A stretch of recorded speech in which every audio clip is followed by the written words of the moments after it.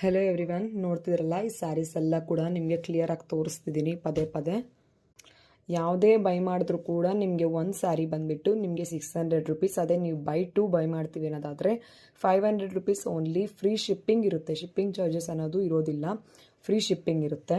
So ಯಾವುದೇ ಕೂಡ ನೀವು ಬೈ ಮಾಡಿದ್ರೂ ಕೂಡ ನಿಮಗೆ 600 ರುಪೀಸ್. ಬಟ್ 2 ಬೈ ಮಾಡ್ತೀವಿ ಅಂದರೆ ನಿಮಗೆ 1000 ರುಪೀಸ್ ಆಗುತ್ತೆ. ಫ್ರೀ ಶಿಪ್ಪಿಂಗ್ ಕೂಡ ಕೊಟ್ಟಿದ್ದೀನಿ.